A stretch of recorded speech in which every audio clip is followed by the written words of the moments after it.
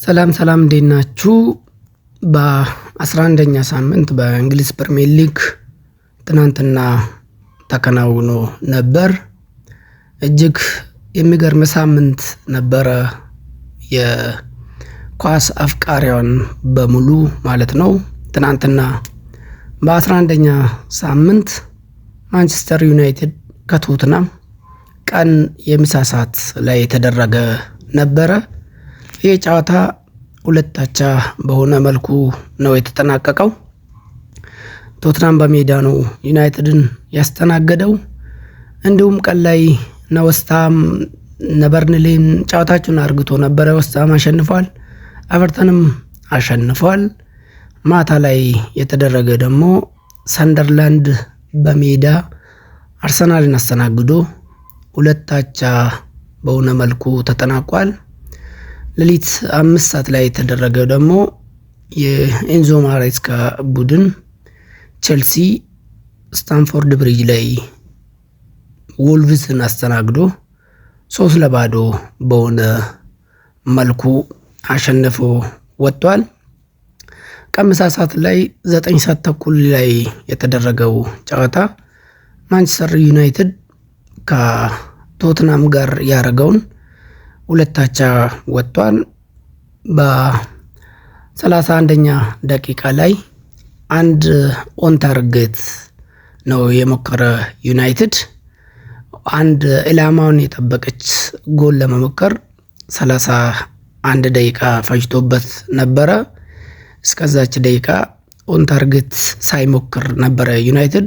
ያቺ ኦን ታርጌትም ወደ ጎል ብራሂም ኢምቤሞ ነበረ ወደ ጎል የቀየራት ማለት ነው። ብራሂም ኢምቤሞ ዘንድሮ ለዩናይትድ ከፍተኛ ጎል አስቆጣሪ እሱ ነው። ካሉት ላይን አፕ ወይ ደግሞ ከመጀመሪያ ተሰላፊ ሆነ ከቤንች የሚቀየሩት ተጫዋች እንደሱ ይሄን አክል የጎል ተሳትፎ ያለው ተጫዋች የለም። ትናንትና በትክክለኛው ዱሮ በሚጫወትበት አይደለም የተሰለፈው፣ በቀኝ መስመር ነው የተሰለፈው። ዱሮ በግራ በኩል ነበር የሚሰለፈው። ስለዚህ ትናንትና እጅግ እንቅስቃሴ አርግቷል። ያቺን ጎል አመቻችቶ ያቀበለው ደግሞ የዩናይትድ የፊት ተስፈኛ አማድ ዲያሎ ነበረ። እጅግ ግሩም ኳስ ነው የሰነጠቀለት። ቺፕ አርግቶ ነው የሰጠው። ያቺን ጎል በቴስት አስቆጥሮ ዩናይትድ 31ኛ ደቂቃ ላይ ቶትናምን 1-0 መምራት ቻለ። ከዛ የቶትናም እስከ እረፍት ምንም ኢላማውን የጠበቀ ጎል ሳይሞክር ነው የ45 ደቂቃውን የተጠናቀቀው ማለት ነው። ከዛ መልስ ግን ቶትናሞች ጫና ፈጥሮ ሲጫወቱ ነበረ። እጅግ ማራኪ ኳሶቹን ሲሞክሩ ይሄ የዩናይትድ አዲሱ በረኛ ሌማንስ የሚባል ብዙ ማራኪ ጎሎቹን ያለቀለት ኳስ ሲመልስ ሲያድን ነበረ። ቶትናሞቹ ግን በጣም ጫና ፈጥሮ ወደ ዩናይትድ ፔናልቲ ቦክስ ውስጥ ገብቶ ሲያጨናንቁት ነው የነበረው። ከዛ በኋላ ቶትናም 1 አቻ የሆነችውን ጎል አስቆጥሮ 1-1 ሆኑ ማለት ነው ቶትናም ሆትስፐር። ከዛ በኋላ ዩናይትድ ቅያሬ አርግቶ ነበረ። ዩናይትድ ያረገው ቅያሬ ግን እንደኔ በግለም ትክክል አልነበረም። ምክንያቱም ማቲያስ ኩኛን ወደ ማል ስቦት ነበር ሲያጫውት ነበረው። ብራሂም ኢምቤሞ ደግሞ በደካማ ቀኝ እግሩ ነበር እንዲጫወት ሲያስገድድ የነበረው።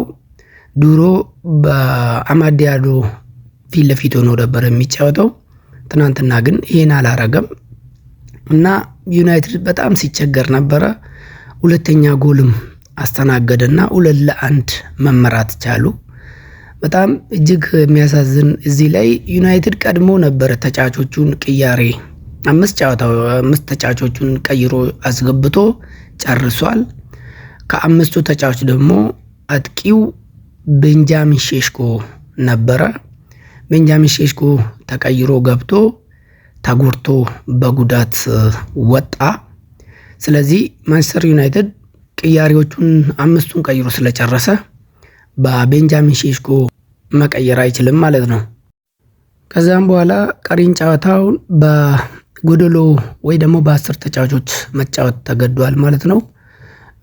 በጨዋታ ምርጥ የነበረው ሃሪ ማጉዌርም በጉዳት ተስተናግዶ ወጥቷል። በሱም ተቀይሮ የገቡት ተከላካይ ሌኒ ዩሮ ነበረ። ይሄን ያክል እንቅስቃሴ ሲያደርግ አልታየም።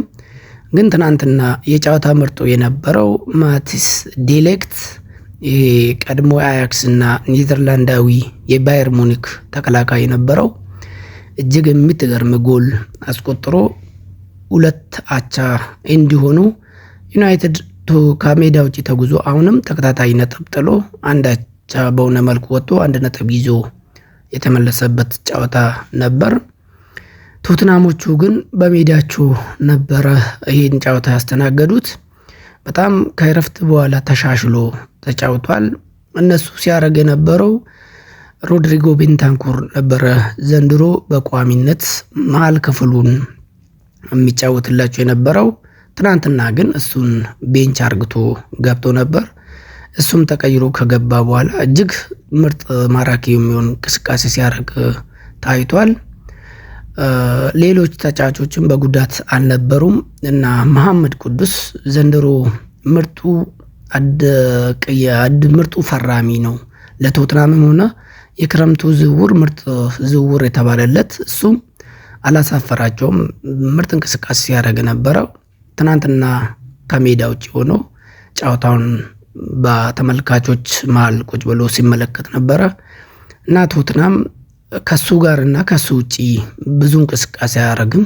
እንዲሁም ደግሞ ይሄ ጃቪ ሲሞንስ ከአርቢ ሌይፕዚግ ያመጣቸው ተጫዋችም የሱ እንቅስቃሴ በጣም በጨዋታ በጣም ይታትራል፣ ጎበዝ ነው፣ እድሎችን ይፈጥራል። ግን ጎል እስካሁን ማግባትም ማመቻቸትም አልቻለም ማለት ነው።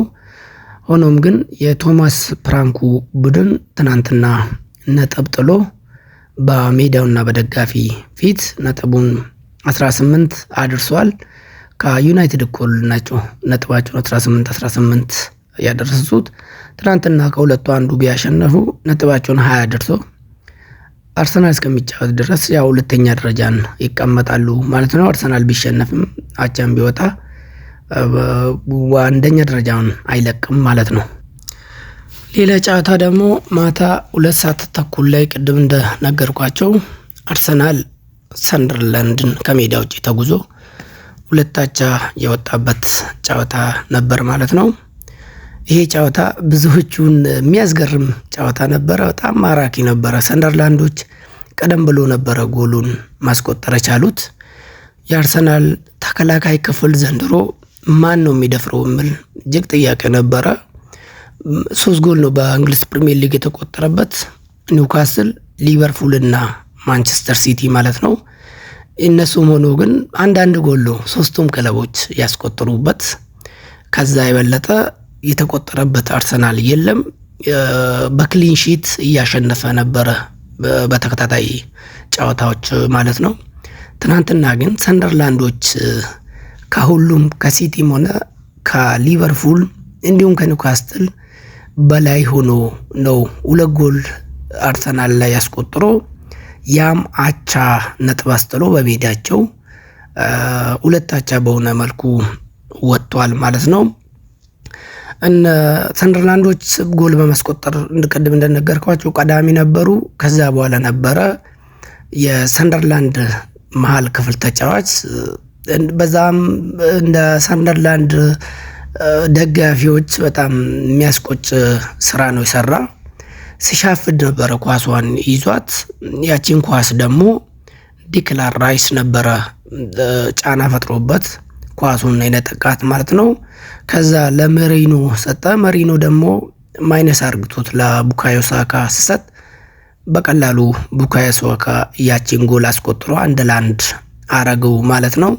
ያቺን ጎል የሰንደርላንድ ተጫዋች አርቆ ቢመታት ኑሮ ጎል የመሆን እድሏ እጅግ ጠባብ ነበረች። ግን ተጫዋቹ የሰራው ስህተት ዋጋ አስከፈላቸውና በጨዋታ ብልጫ በጣም ከረፍት በፊትም ከረፍት በኋላም አርሰናል በጣም ጫና ፈጥሮ ነበረ ሲጫወት ነበረው። ሰንደርላንዶቹ ደግሞ እቺን ጎል ካስቆጠሩ በኋላ በጣም ወደ ራሳቸው ፔናልቲ ቦክስ ውስጥ ገብቶ ሲከላከሉ ነው የነበሩት። ምክንያቱም ያቺ አንድ ጎል አስቆጥረዋል።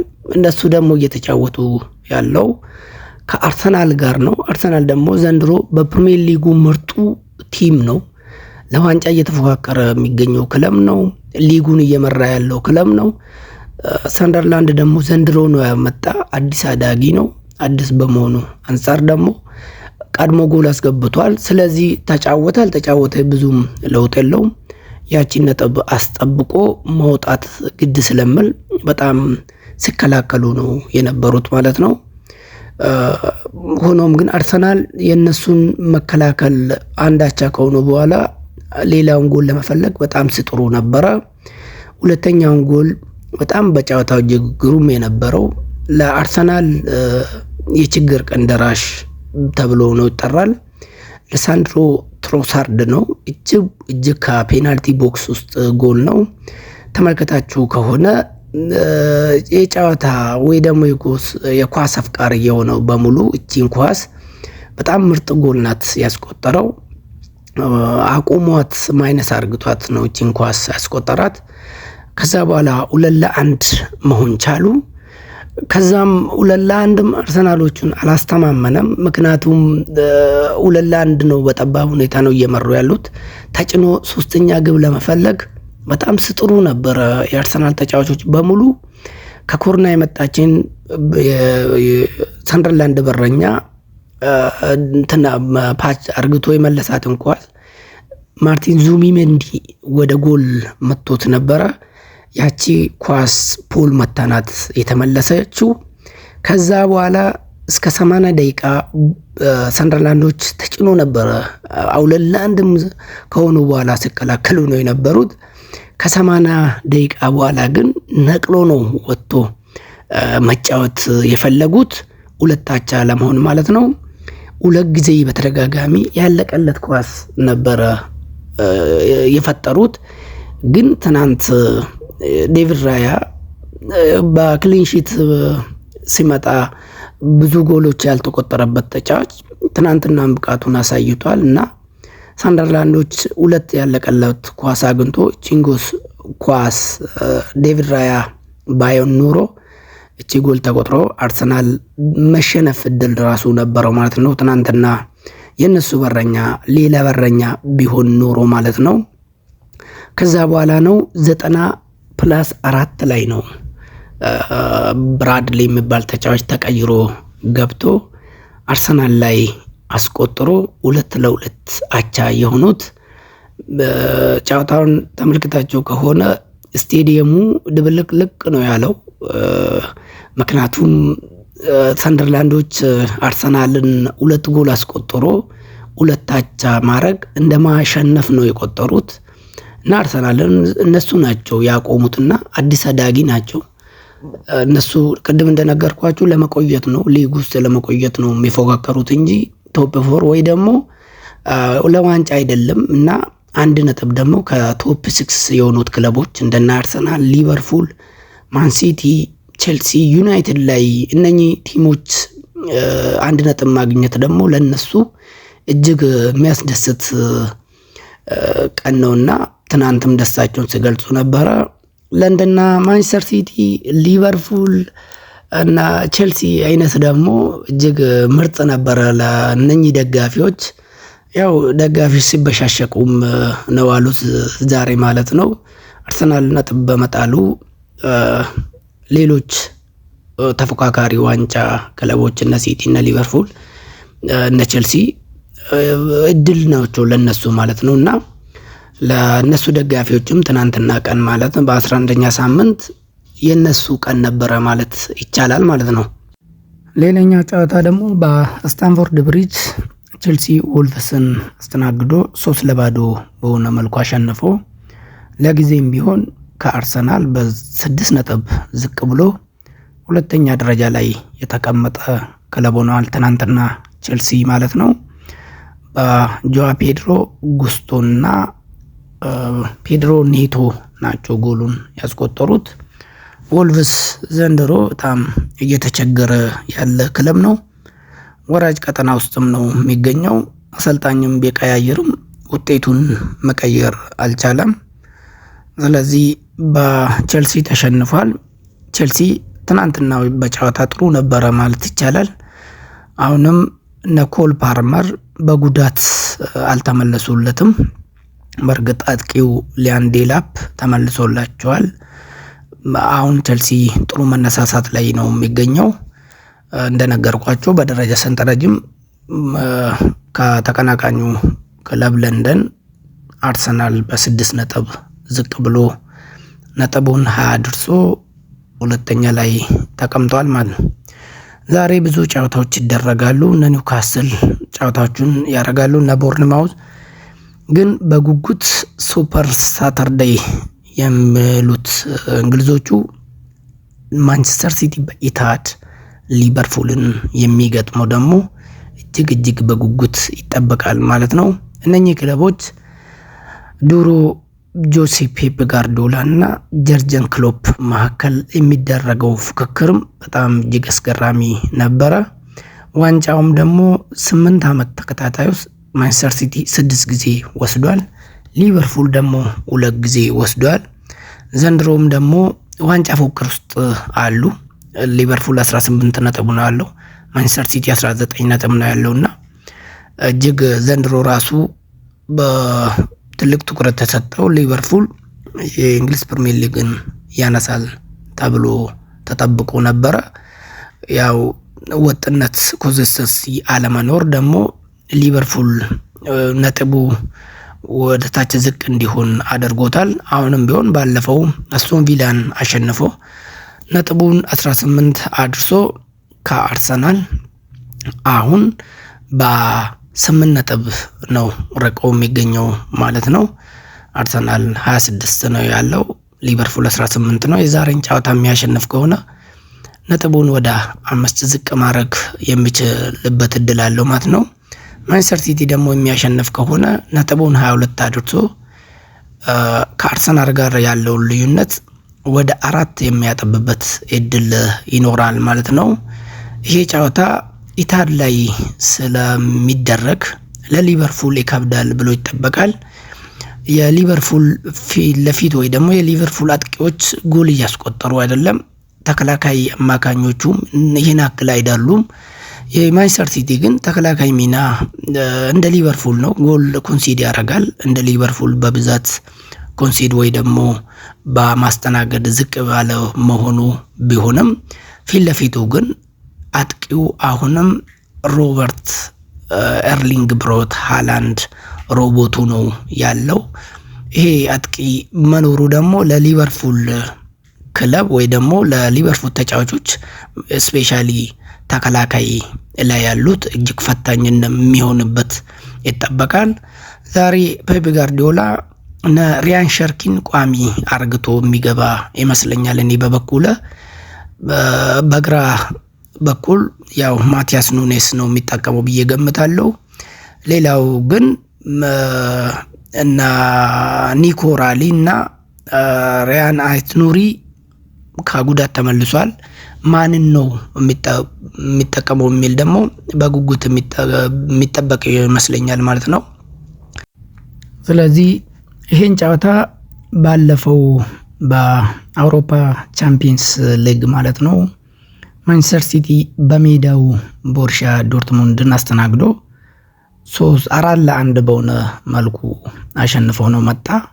ሊቨርፑል ደግሞ በሜዳ አንፊልድ ሮድ ላይ ሪያል ማድሪድን አስተናግዶ 1-0 በሆነ በጠባብ ጎል አሸንፈው ነው በጄምስ ማካለስተር ጎል ማለት ነው።